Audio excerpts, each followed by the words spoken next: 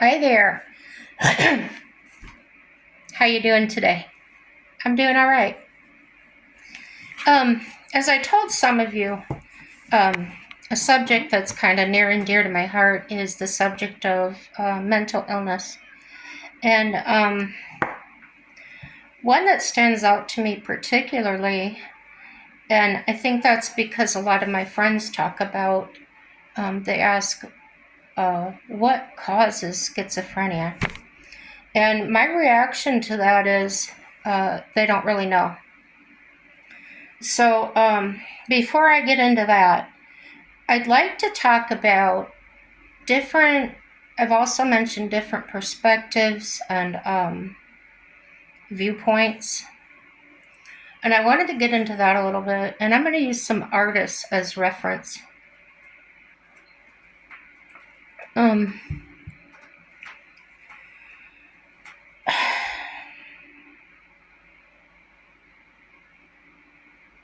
Visions. Okay. Artistic or schizophrenia. Is there a link between art and mental illness? Mental health, I should say. Not unlikely that psych disorders can shape creative work. And that's not my opinion, that's what I'm reading from this Visions article. And I'm not going to say whether I agree or disagree, because some of these things I do have firsthand experience, and sometimes, or some things I do not. The experience that I have had, or the education I have had, has been through, like I said before, I've worked for a mental health hospital, and I was a driver for them. So there were several things I had to understand about psychiatry and about dealing with people with mental illness in an emergency or a crisis situation. So the education I got wasn't exactly psychiatry. It was how to deal with those situations and learn about the different types of mental illnesses. Okay, so that going forward, is there a link between art and mental health? Let's find out. Not unlikely that psych disorders can shape creative work. Okay. To say artists like Francisco de Goya, Vincent van Gogh, Edvard Munch, Frida Kahlo, and Mark Rothko probably, quote unquote, were mentally ill. And I have to be honest, I don't know how they came to those conclusions. I hope we can find out in this article. It didn't seem right to me when I read that. I mean, with what type of measuring device are we making these hypotheses from? In this article, I didn't see any references or add-ons that would refer me to any confirmation of these findings other than they say who found them. Okay. What about claims that because their art is unique, it must reflect their struggle, a psychological condition? What do you think? Do you think you've got to be mentally ill to do art or to think abstractly? As we'll find out later on, that's quite the opposite. But I'm going to go ahead and finish this article, and some of it's quoted and some of it's ad-libbed. I think most of it I was forming my own opinions about what they were saying and trying to include what they said and then adding what my view take on it. Yeah.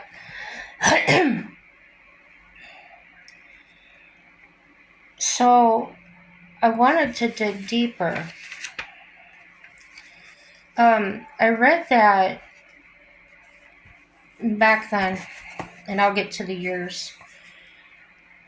They claimed that these artists struggled mental illness by form of possible lead poisoning, syphilis, malaria, typhoid fever, meningitis are possible diseases or death.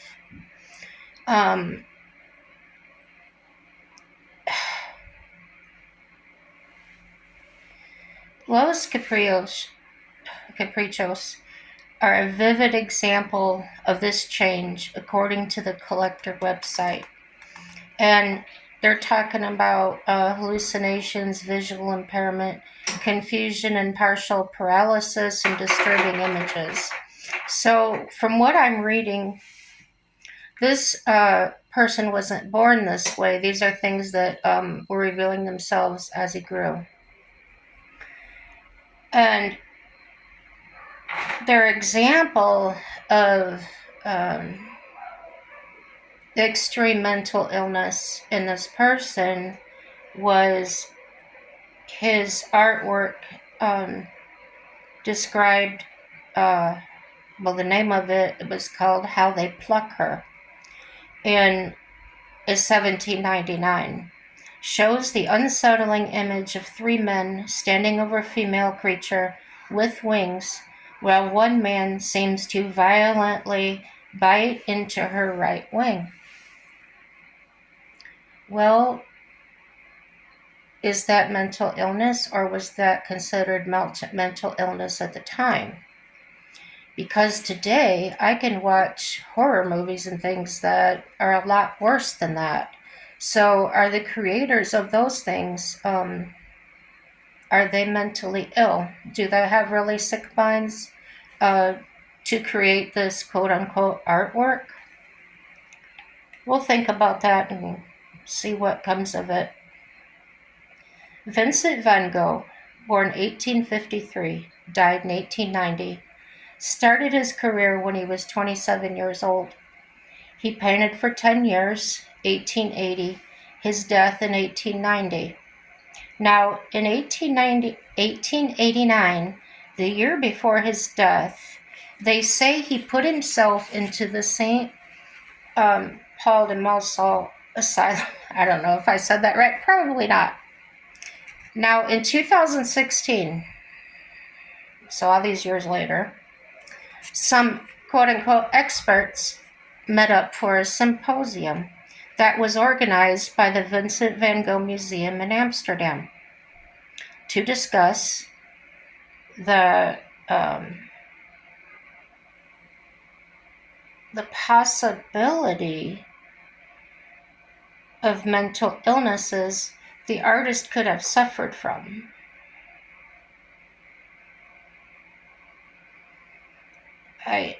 I don't understand the logic of how this would work. I don't know if they had prior records of his hospitalization, or I don't know. Because obviously none of them could interview him or observe him in any way. And from experience, from our knowledge now, we know that long ago, or not that long ago, people that were put in asylums with claims of mental illness were severely treated and sometimes tortured to try and produce cures. And a lot of them died during that. So consider the source. I don't know if this is true or not. I'm just passing on some information. So, with no patient to evaluate, they concluded that the Vincent van Gogh probably had bipolar disorder, borderline personality, and he suffered from psychotic episodes. They also stated in this article that he had a very imbalanced diet and drank lots of alcohol, making his condition worse. Where is this coming from?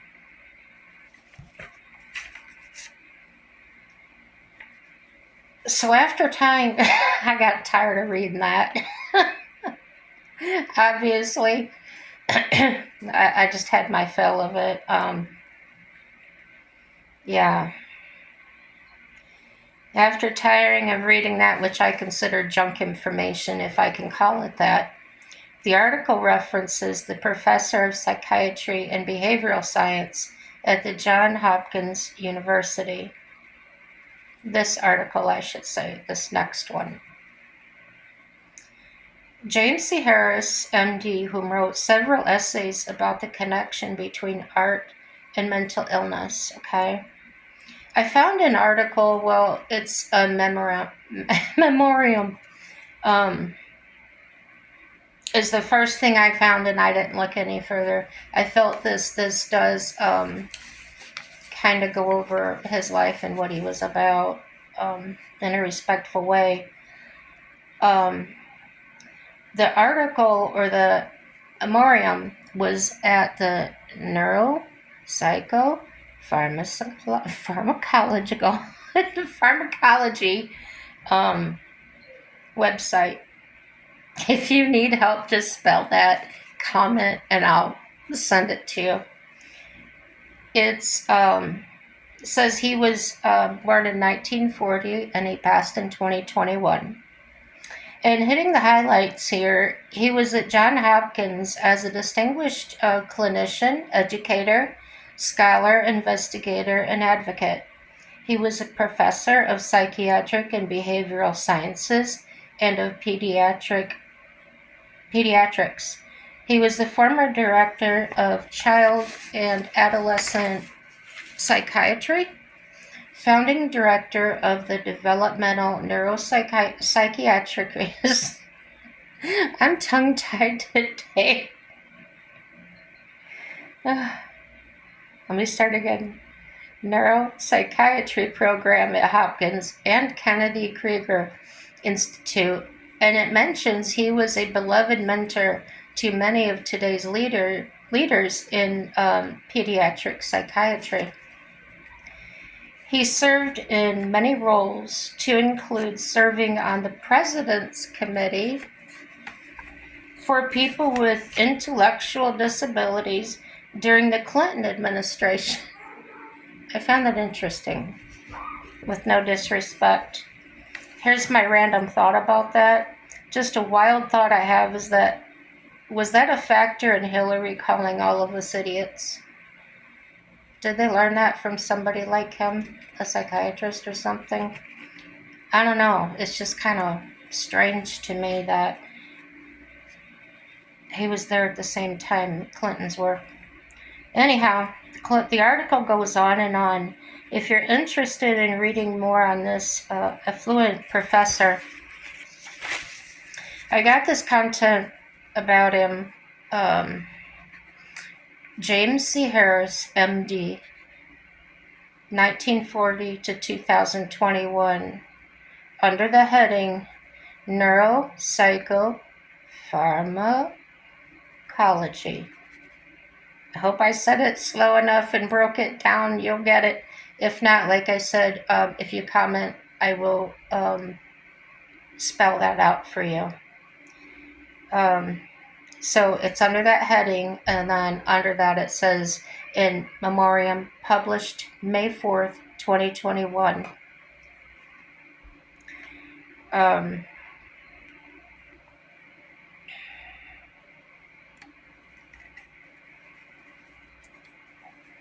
Next, there's a popular term thrown out,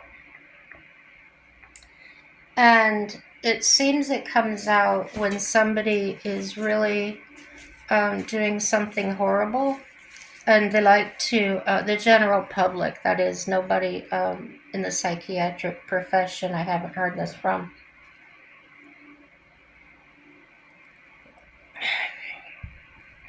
So the most used psych term I hear thrown around when someone observes another acting in a way they don't understand is schizophrenic, okay?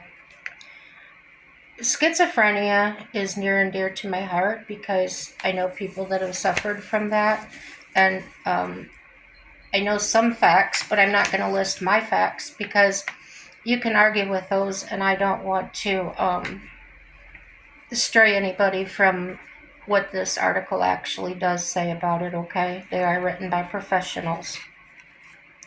So I researched for this purpose of helping those that have no true understanding of what that is, what schizophrenia is. And according to Psych Central, now that's PsychCentral, the 10 most common signs of schizophrenia are as follows. And this has been medically reviewed, this list has been medically reviewed by Bethany Juby, PSYD, okay, psychiatric doctor. And it's written by Gia Miller on November 22nd, 2024. The takeaway is hallucinations, delusions, disorganized thinking, and behaviors. Knowing these signs and what they look like can be a good step toward the right plan. It is a chronic mental illness that affects a person's behaviors, thoughts, and feelings. Now, one of the things I want to mention to anyone that wants to accuse anyone of mental illness, every single person on this earth has the same mental illness in us, okay?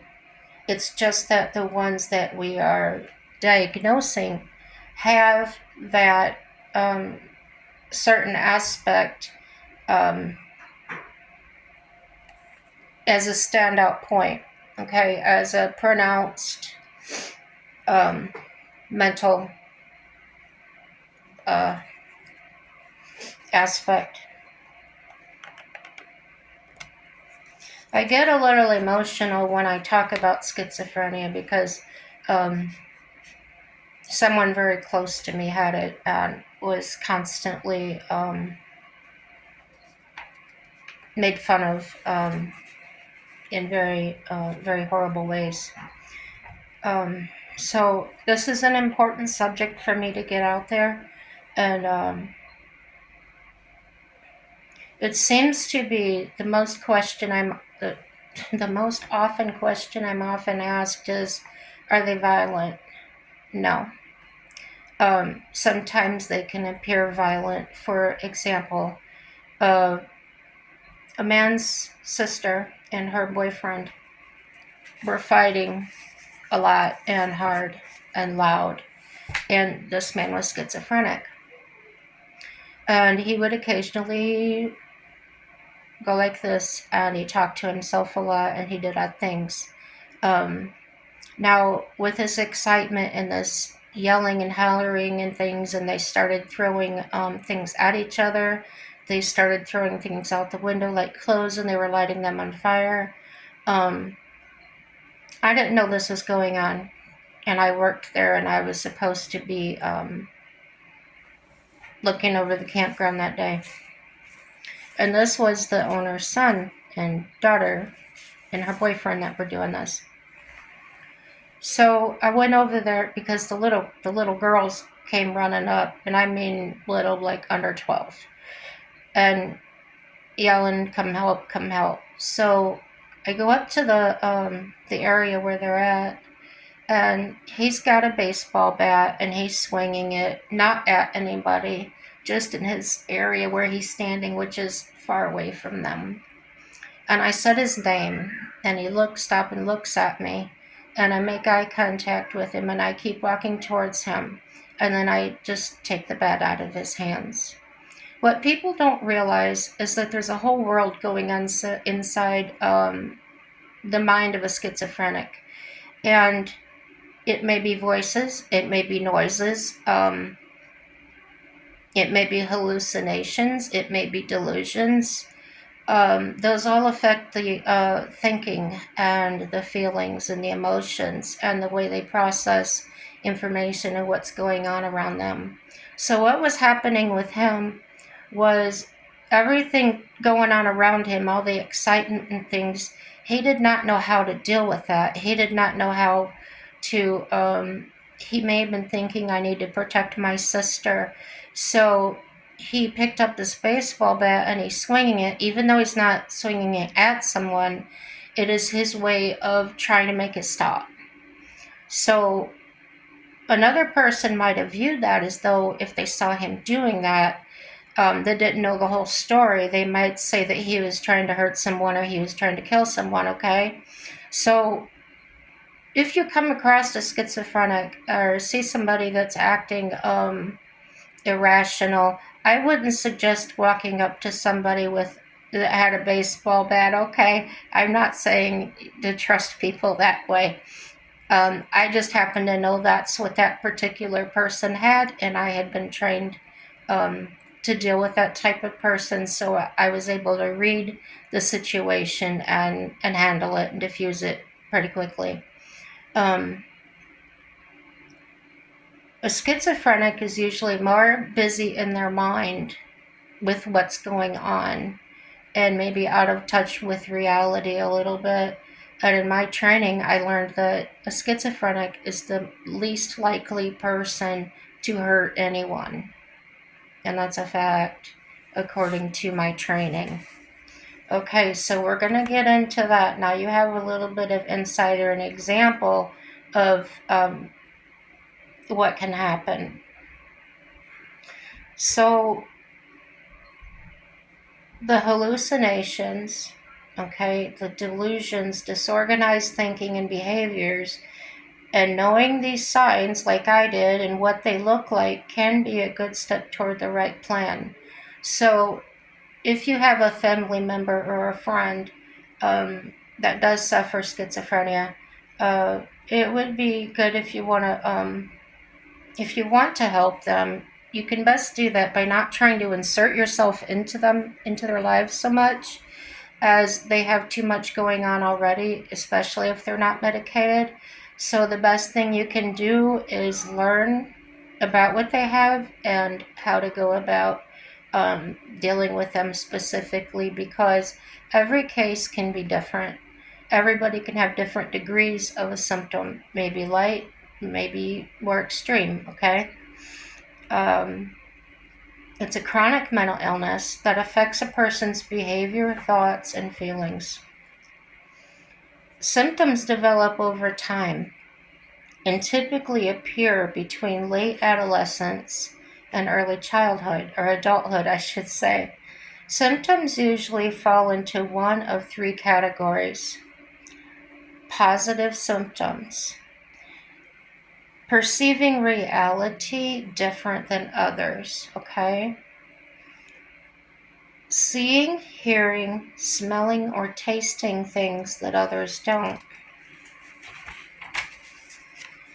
Negative symptoms: experiencing a lack of interest and motivation to engage in typical activities or interactions. Cognitive symptoms: difficulties with attention, concentration, and memory recall. Is one of the top 15 leading causes of disability in the world. Those living with this illness may experience challenges with social interactions, disruption in thought process, and emotional responses. So imagine if you were a person that had constant voices going on in your head, as if you're standing in a large crowd and all these people are talking at once. The difference is you can't turn it off. You can't walk away from it. So if someone were to approach you and try to talk to you, they may not hear you through all the voices going on already that they're hearing. And the voices, we'll get to that in a minute. I think it'll help you understand what those voices are. Symptoms, however, can range in severity among people due to varying social and environmental factors, as I was just talking about. Associated with the condition. So, common signs of schizophrenia may include hallucinations. They see, hear, smell, or taste things that don't exist. Now, to them, it's real, so it doesn't do you any good to tell them it's not there. But to that person, is very real. That may be confusing or upsetting if you care about this person, especially if they are hearing voices for a long time before anyone notices. The voices may be from people that they know or don't know. They might be threatening or judging them. I did transport a schizophrenic man that when I was driving for the mental hospital that had a severe case of this. And he was always, you didn't know if he was talking to you or not because he talked constantly. And sometimes he would just, like, he was having an argument with one of them, or they were telling him something negative about himself and telling him something to do, and he would say, "No, I'm not doing that. Go mind your own business." So if he was in a crowd of people and you heard him doing those things, you might have thought he was just on a phone call or something like that, because what he was saying wasn't crazy. It was just crazy there was no one there he was talking to, okay? So he was a very productive man that worked big time job, made lots and lots of money. And one day he was on the job site and he just snapped. And not in a bad way, didn't hurt anybody. It was just like he started acting really peculiar and they got him help. So that's how he turned out that way.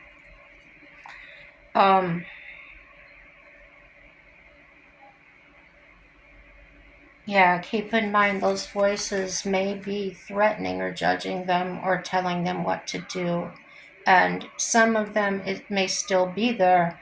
And so they're very aware of what's going on and very aware that there's nothing they can do to stop it. So that would cause a lot more anxiety if you can imagine dealing with anything like that. I don't know.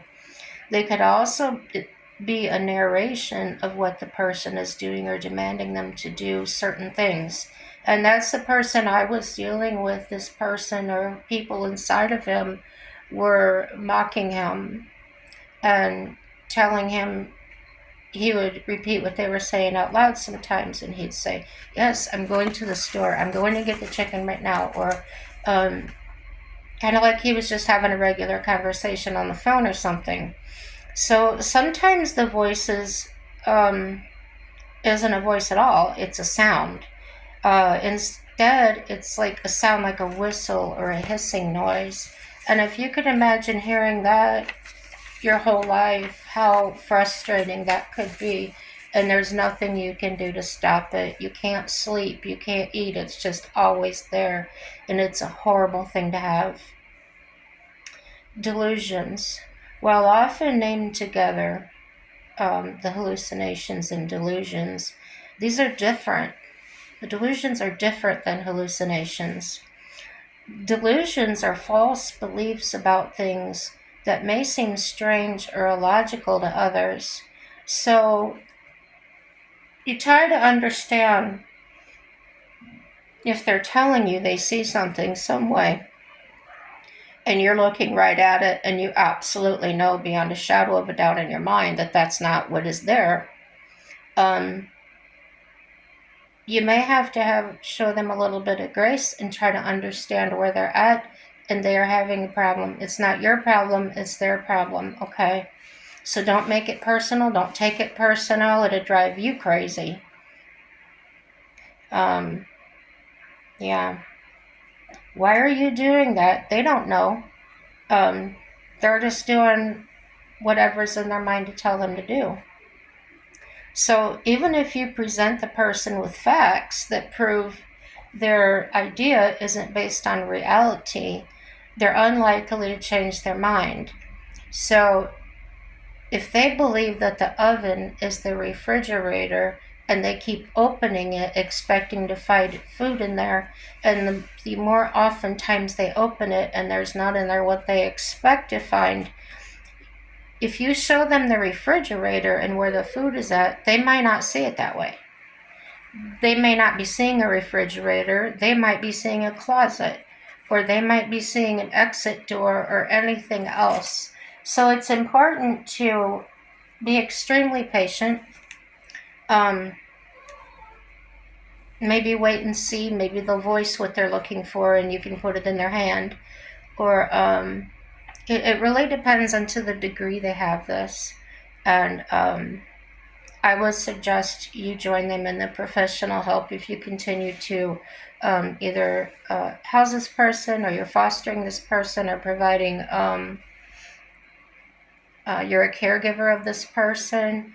The more you know, the more at ease you're going to be, and you'll have an understanding instead of relying on our understanding as we have learned to.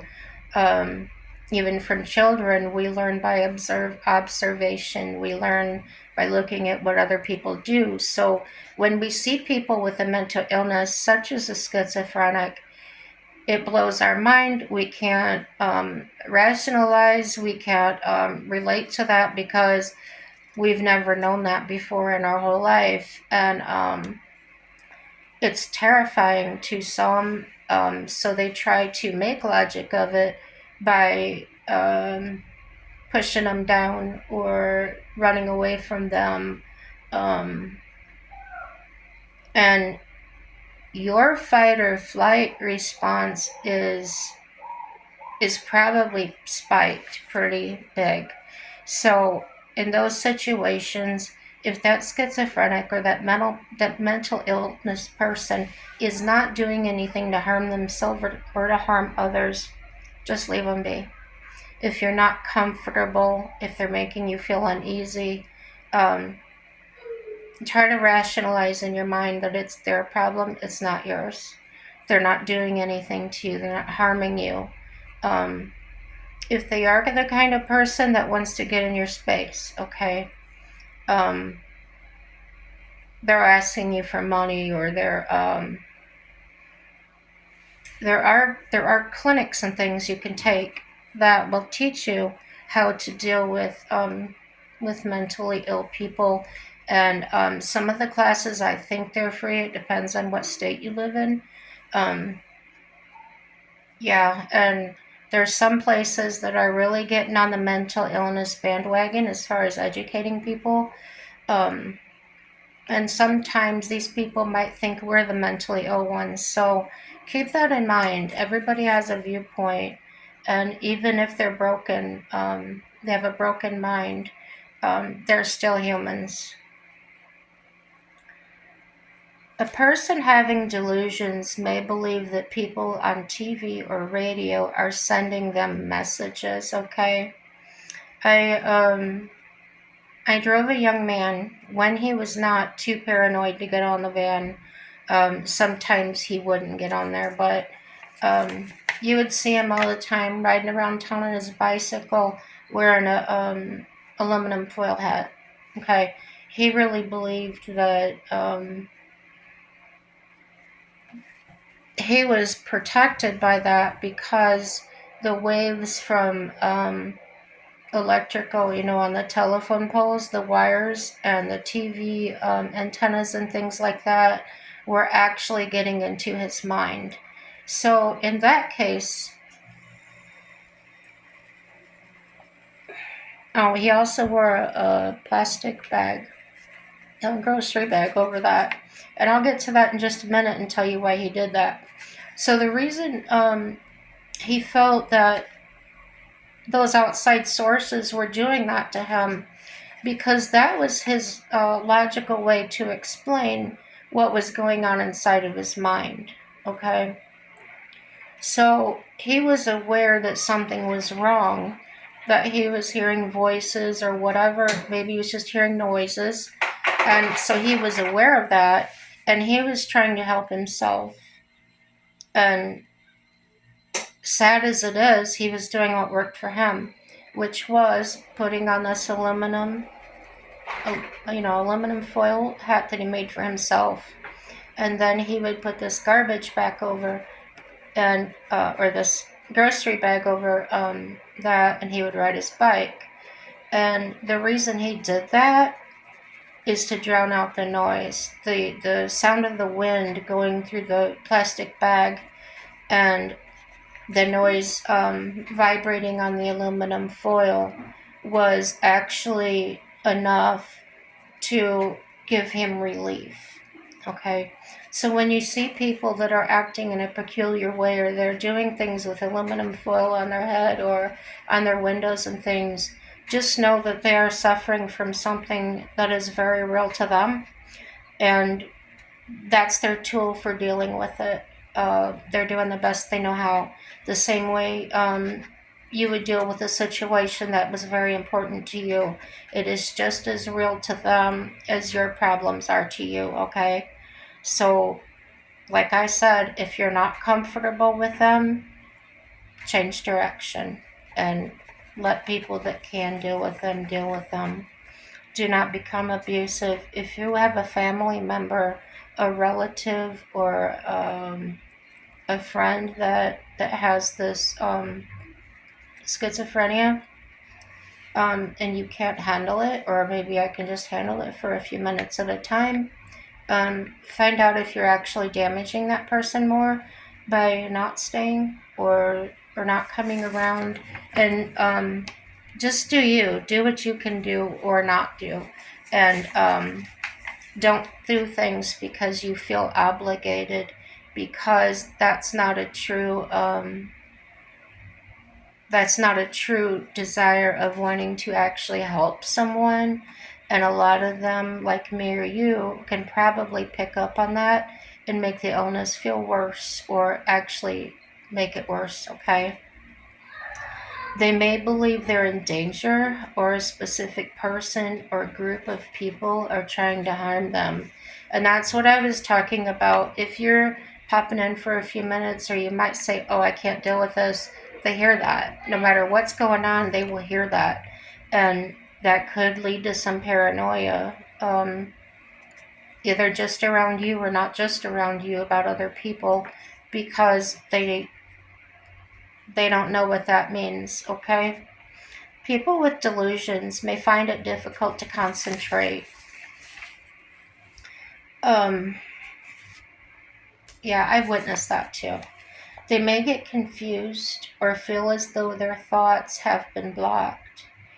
Um, Disorganized thinking. When this occurs, it means that it's difficult for someone with schizophrenia to keep their thoughts or speech in order. Um, I guess I would kind of like being drunk or something, what that would feel like you just can't, you're blown, can't talk right. um, have trouble remembering things or finishing tasks. Now, everybody does that. Like I said before, we all have mental illness in us, okay? It's just the degree that makes you sick, that makes you unable to function in a quote unquote normal way. So, or as the majority of the population lives, okay? So, when I'm reading these things, don't automatically diagnose someone or yourself that says, oh, I have that. When I'm talking about these instances, these are to the extreme, okay? They may start talking and then suddenly stop because they can't remember what they were saying. And that's not just once in a while, that's constant. That's almost everything they say. It's severe, and they will change the subject frequently, but I'm not there yet. They may jump from topic to topic while having a conversation. Um, yeah, that happens. And you just gotta relax and enjoy the ride and just make your mind go blank and be ready for the next subject. and you might answer a question or you might talk about it a little bit, and as soon as they're satisfied with what you said, oops, they say something else. So yeah, don't get in a certain type of position where you're going to make them think about something or you're going to make them stop acting a certain way. It's like telling you to stop breathing. It's just so in them. It's nothing you can cast out. Okay, it's the way they're made. So sometimes, and this has happened too, and it does make me smile because I would play this game with a couple people that I transported this one like that, and they just enjoyed it because I wasn't making fun of them. They did know what they had, and the fact that I was joining in on it made them feel very comfortable with me, and they wanted to ride with me. So what they did was jumping topic to topic while having a conversation, okay? And sometimes they'd make up words. And I so got in on that. Because when I was a kid, my sister and I used to make up words all the time. So I thought, well, I can do this. This is fun.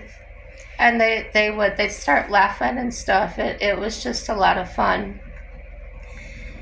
If they're experiencing severe symptoms, they may be difficult to understand. They might have a salad word, and if you've ever heard a salad word, it's a term for a jumble of words meshed together. So it's in confusing order normally, and that's not the way they mean to say it. That's what their brain is concocting and coming out of their mouth. Or they just might choose to stop talking altogether.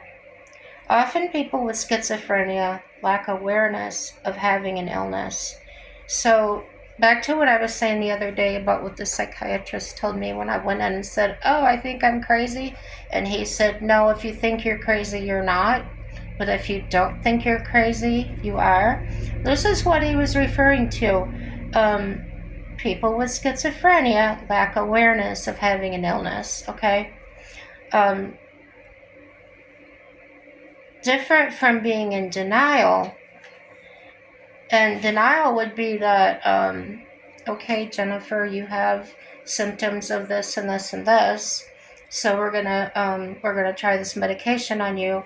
Okay, so that was an actual diagnosis from a physician, and I accepted it, took the treatment, and moved on.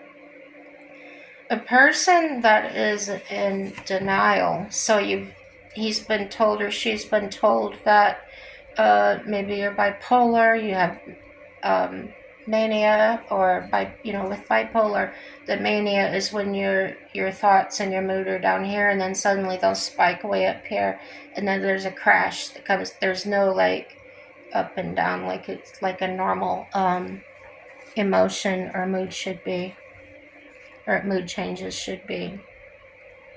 So if they're in denial,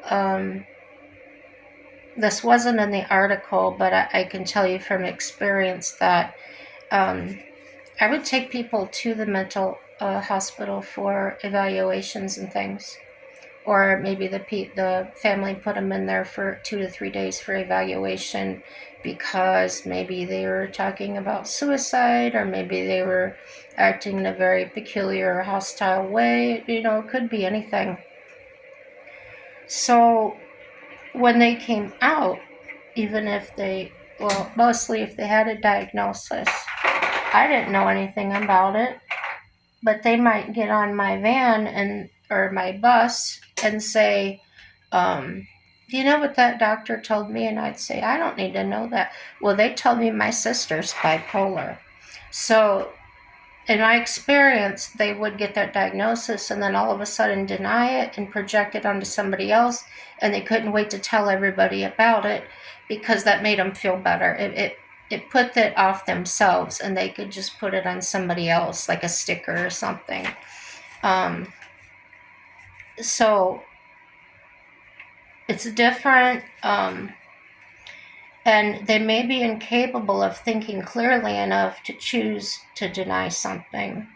So if she hadn't been thinking clearly in the first place, she might have gotten on there and said nothing at all, or I've seen this where they start verbally abusing another rider, um, calling them names or shouting at them because the schizophrenic sitting by the window listening to his headphones to drown out his music, just staring out the window, and they may start yelling at him. So um, all of my days were exciting there. I don't know if I can pronounce this word. I'm going to try my best. Anosognosia. I don't know. Can make treating schizophrenia more difficult.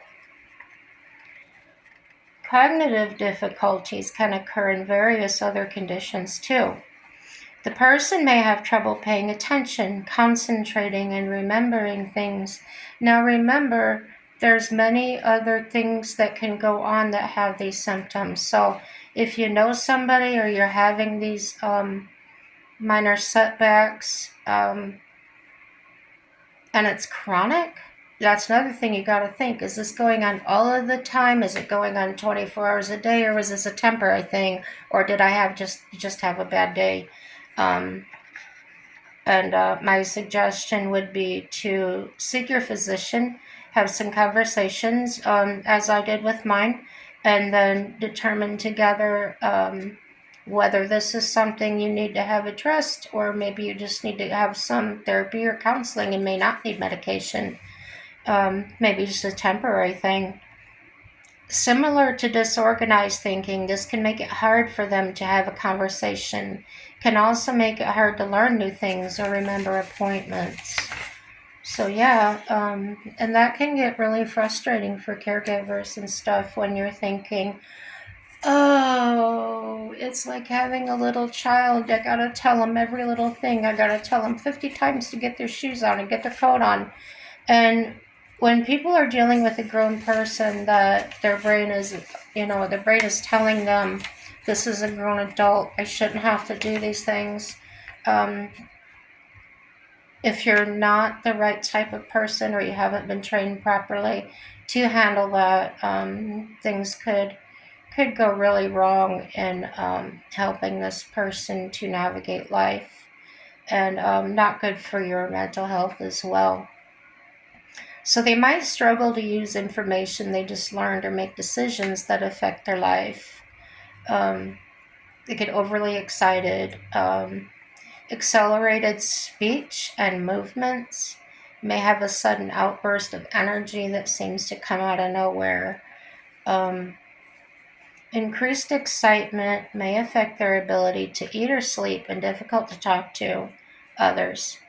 They move around so much, talk so fast, they may exhaust themselves. Sudden movements and excitability are typically related to symptoms of psychosis like hallucinations or delusions. Maybe a real life video game, so to speak. No, I don't know what that is. I was making a joke. People who experience mania, a symptom of bipolar disorder,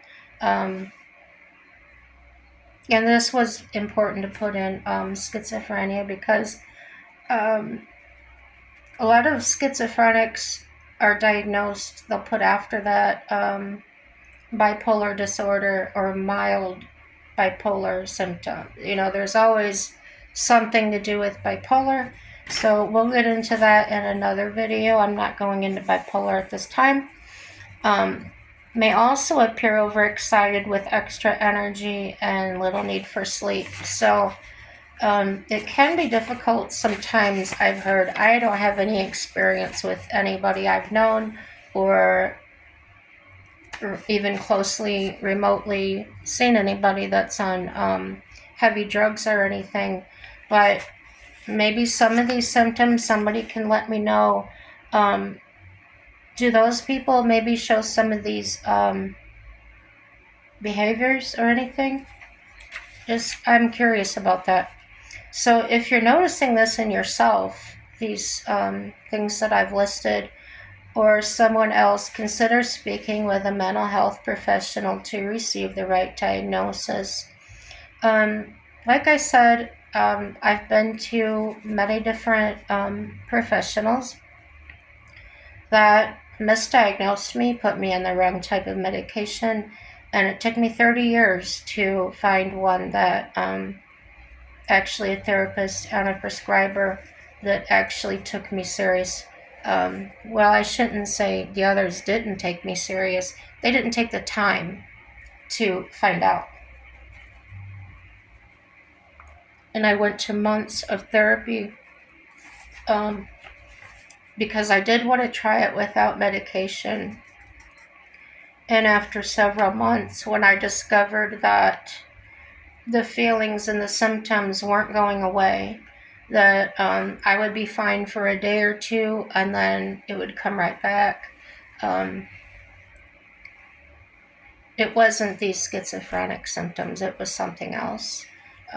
It was depression or mood swings, things like that. And then that's when I talked to my therapist and said, you know what? I think I do need a little help with some medication or something. So be your own advocate and find somebody that communicates well, because if you don't, you're going to get disappointed. You're going to feel like you failed. It did deter me several times when I was misdiagnosed. Just like your physical health, if you can get a doctor to misdiagnose you or tell you the wrong thing, and they say to get 2 or 3 other opinions, right? It's the same with your mental health. Even though you or anybody else can't see it on the outside, don't disregard the fact that something's going on. If you have a dread feeling, like you just start feeling scared after your spouse dies, or after your children leave the house, or you're finding yourself just stay in your pajamas too long, like like you've never done that before, something new. Um, the earlier that you can get into to find out anything, and that much must just be a talk with somebody. There may not be anything wrong with you at all, other than a temporary mood or something like that. Maybe you can just spend a few weeks talking it out with somebody, getting a little bit of advice, new tools in your toolbox, and dealing with life in your terms. And there you go. And that did help me a lot for a long time when I was doing that. They have grandiosity, exaggerated opinion of themselves, sometimes called delusions of grandeur. Now, I've known people that have this, and they're often called a narcissistic personality type, okay? This is different. It's hard to tell them apart if you're not a professional, so I would suggest just watch, stand back and observe. They may think they're superior to others or have extraordinary abilities. So they may say, oh, I'm a superhero, or things like that is the way I imagine it. It doesn't actually say that in this article. They may also incorrectly believe they're very wealthy, smart, famous, or powerful. Now, the best thing to do with those people is do not argue with them. Um, they really believe that. So we'll talk about that another time, how to convince those people. Or you can't convince them, but yeah, we'll get into it another time. Depending on the severity of the symptom, they may only believe this about themselves, or these beliefs may only impact their attitude about them. So, in severe cases, they may believe they have multi special qualities. Often they'll act on these beliefs in ways that may seem strange or even dangerous to themselves or others. If they're getting on top of the roof with a cape and saying they're going to fly, that's obviously a dangerous delusion, and you'd want to get that person some help. Emotional withdrawal is another one, when they may gradually um, experience a disregard for all aspects of daily life.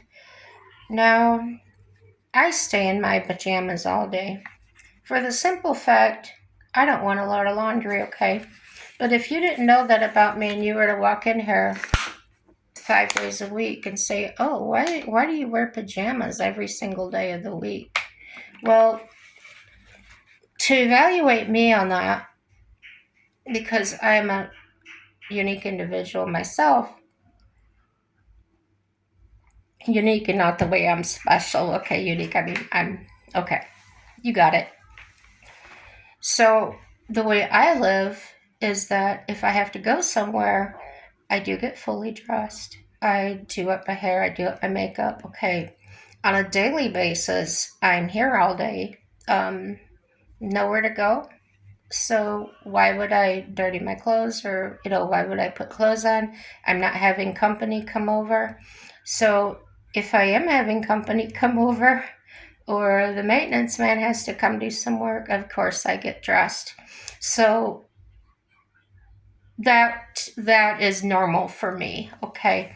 But like I said, if you're dealing with a person that suddenly changes, like drastic changes, um, there may have been a psychotic break of some sort. Um, if there wasn't a outside factor that came in and may have caused that or brought that on. So, when you talk to a person that is emotionally withdrawing, I kind of think about that like in a relationship, and this has nothing to do with mental illness. I'm just trying to give you a picture of what that might look like. Um, you're together with this person for a long time, and then all of a sudden, this hasn't happened before, but they're in their easy chair and you go to ask them what they want for dinner, and it seems like they're in la la land. They're not listening to you, they're not answering you, okay? Now, that could be a sign of a stroke. Like I said, none of these symptoms are going to mean positive schizophrenia, okay? That mental illness can be really hard to diagnose. We'll go into that another time too. This is like, if you find this interesting, please comment and let me know. I've always had a fascination about learning about what makes people tick and things like that. And so, yeah, they'll be withdrawn. They may seem distant or uninterested in having a conversation. As they progress, they begin to lose all interest speaking with others and can end up completely withdrawn. And they could have difficulty with abstract thinking. Sign of it is the difficulty to form generalizations or think beyond a solid idea or concept. Hard to understand things that aren't physical or real. Also, maybe hard understanding a proverb, simile, or metaphor because they can only interpret things literally. Abstract thinking may impact your ability to identify, explain, differentiate, or integrate meaningful aspects or social situations. So you can see how this would be quite difficult to understand if you didn't know what the person was actually going through. Extremely disorganized or catatonic behavior.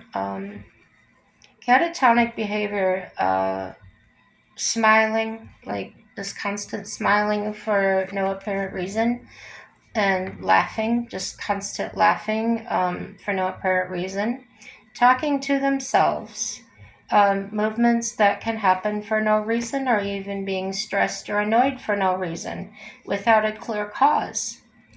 Catatonic behavior can include not moving much or at all, or refusing to do things or speak.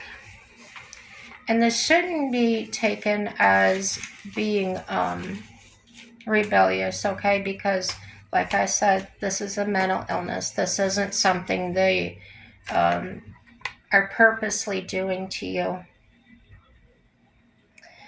They may purposely get into strange positions. And if you've ever visited a mental hospital, which I had when I was a child, and it scared me a little bit, you would see people that were sitting in really weird positions, sitting on their head in the chair or on the floor, hanging upside down and things. Well, that's symptoms of a schizophrenic, okay?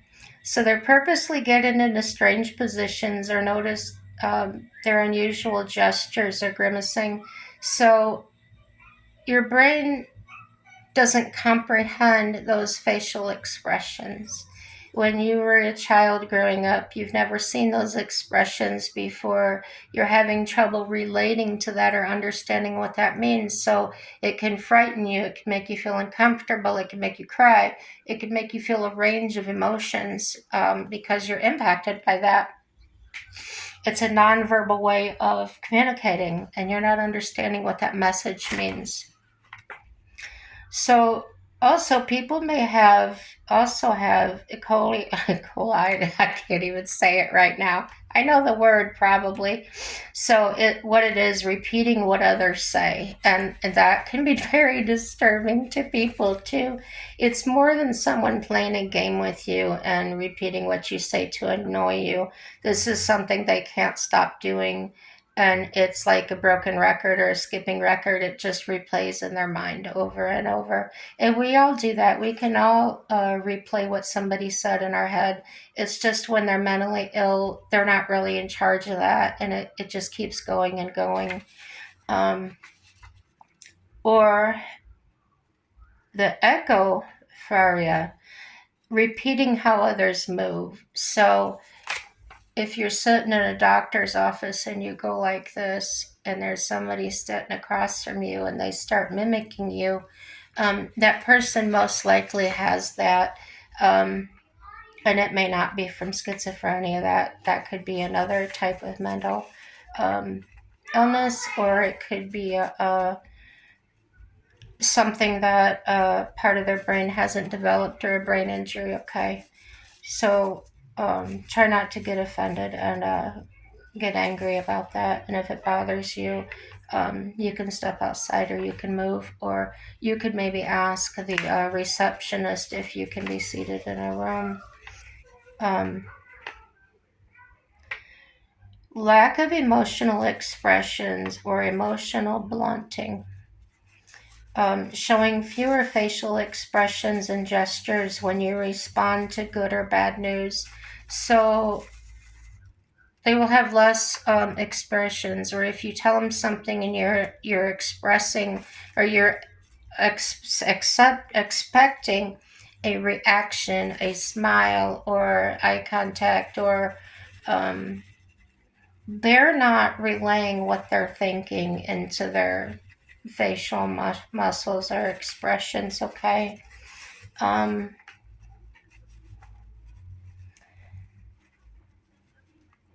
An example would be, they may feel upbeat, but their voice may stay flat. So you don't really know what they're feeling because they're not able to express it when they speak. So the lack of emotional expression could significantly increase the risk of suicidal thoughts or behavior. And that's simply because you can't tell how they feel. You can't see if anything's changed about, in our visuals, how we've learned to understand that communication. So additional signs may be uh, asocialite, sociability. I'm getting tongue tied. Delusions, comorbid depression, history of suicidal behaviors, negative feelings toward treatment. So that would be a person that maybe they've been diagnosed, maybe they know they have a problem, they've already been through it.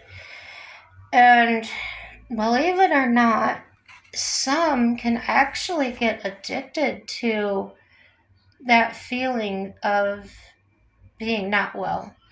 They're getting a charge from it, an adrenaline rush. There's some kind of physiological pleasure that they're getting from being ill. I've often heard them say, "I can't think." These pills, they make it so I can't think. And what that is they're used to being able to have these daydreams or whatever they are that's very, very important to them because they've grown up with them or whatever. They've grown accustomed to them, so that's part of them, and they miss it. They miss it maybe like someone would miss a limb or something. So they would just don't want to take their medicine. Another I would say, give an example of a bipolar person. Their moods go up and down, and then the medication will regulate that most times to make the mountains and the valleys come closer together. So they may start to feel better in a few days, and then they decide, oh, I don't need those anymore. And that comes in because their mood has changed. Um, yeah, it's difficult. Um, so when we talked about the unaliving of people, I do want to pass this on. This is the suicide prevention call or text a crisis hotline, such as the 988 Suicide and Crisis Lifeline, or you can text HOME, the word home, to the crisis text line at 741 741. Reach out to a trusted friend, family member, or healthcare professional. As I said, I just called my doctor one day when I wasn't feeling right, and within 2 days, I was in getting evaluated and trying to get to the bottom of why I was feeling that way. So, again, that text line is 741 741, and you text the word home to that. Or you can just call 988 Suicide and Crisis Lifeline. Consider calling 911 or your local emergency number if you can't get in touch with them. If you can't get in touch with the other crisis lines, or you forgot the number, or you don't have the state of mind or the foresight to do that, just dial 911. And if you remember, just ask the operator to send someone trained in mental health crisis. They're also called an intervention training officers, or CIT. So if you could remember CIT, tell the 911 operator we need CIT. Okay? They are trained specifically for dealing with your issues, and you won't have a police officer coming that doesn't understand how to deal with your specific needs. Okay? And then consider visiting Psych Central Guide for additional suicide resources. That's a website. Now, although they don't know what causes schizophrenia yet, as far as I know, and what I've researched, it's been kind of a mystical type of mental illness. They do know the early signs usually show between the ages of 16 and 30, and males tend to get it more often than females, okay? That's when between the ages of 16 and 30, is when they show signs is after they experience the first psychotic break episode. In the teen years, the signs are spending more and more time alone, having less or no interest in how they look. Now, this is above and beyond normal teenage stuff. This is going to be a drastic change, and you're going to notice it. Suddenly having trouble thinking clearly or concentrating. Sometimes, I know if I was a parent, I might misjudge that as, are you on drugs or something? When in fact it may be a psychotic break. So definitely get that child or a teenager to the doctor and just get them checked out. They'll test them and find out if it's actually a mental illness um, or not. Maybe it's just a behavior thing. If they're not having new passionate ideas or having new passionate ideas that seem strange to others, okay, um, I think that might go along with the grandiose thoughts. I don't know. Becoming suspicious of others or having paranoid thoughts. Um,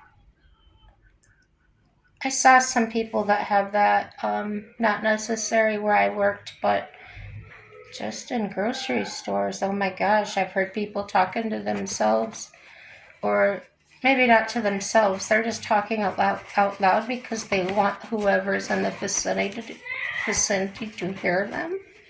If you've ever experienced that, that's kind of strange, but they'll be voicing like somebody did something to them or took something out of their cart, or they'll get to the checkout and say, I didn't put that in there.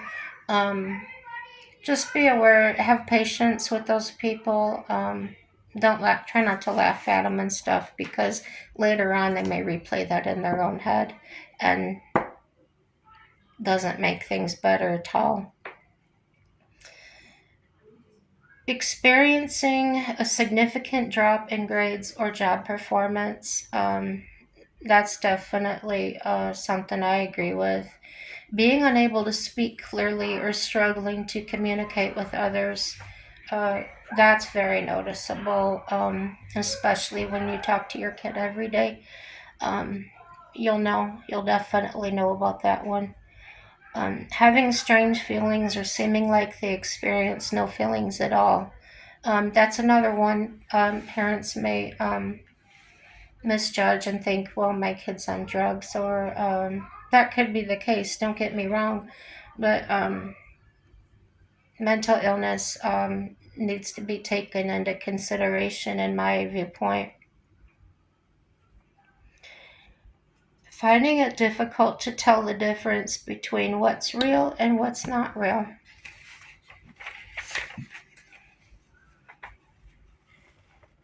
That's one reason I think that some of these real vivid video games, I don't want to say they're bad. I just think that not understanding how your child's brain works and how they process things, some of those things can aggravate or make things grow in their thought process that aren't healthy. Or, you know what I'm trying to say, I hope.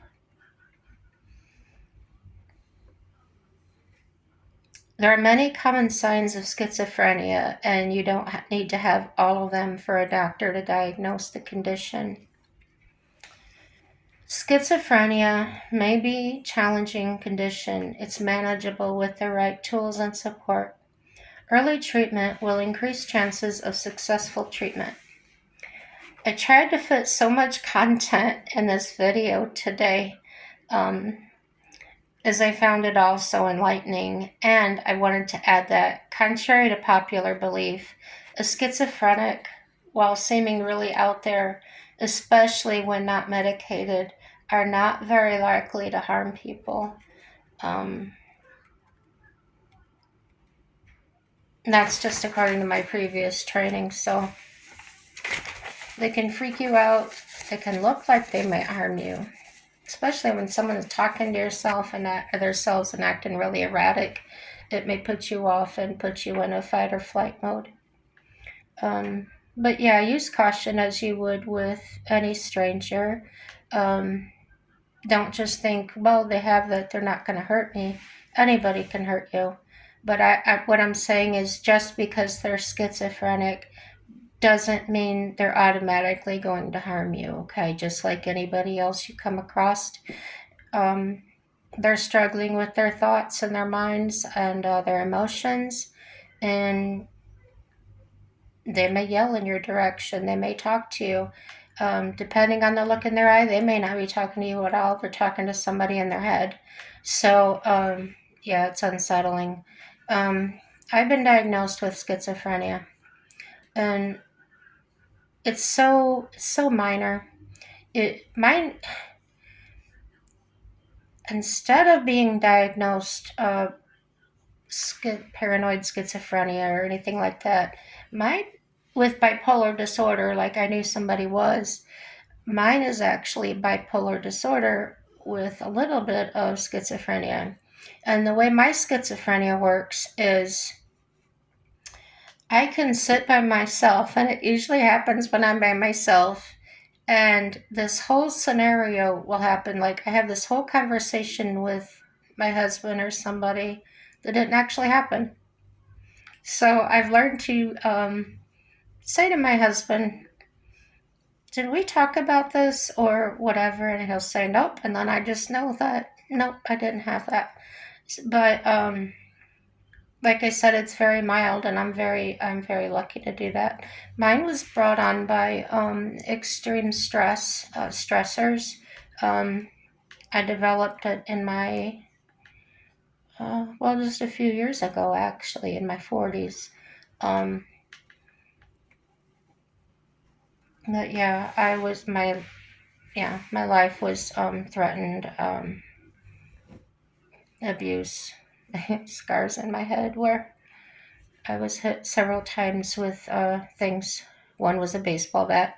So I'm not going to go into that because that puts me in a bad place. You guys put me in a good place. I love talking to you, and subscribe if you have other content suggestions or something you wanted me to research and talk about. Please put that down. I would love to talk about that. And like a subscriber that or I don't know if he was a subscriber or not. I know he watched the video, and I know he had a long comment on there, and it was great feedback. Oh man, I loved it so much, and I told him so. I love that feedback, guys. Even if you don't agree with me, don't cuss at me or call me names. I'm just a human like you, and I can be wrong, and I can be off on things. It's fine. Everything's good, guys. And I wish you all a happy day. Bye bye.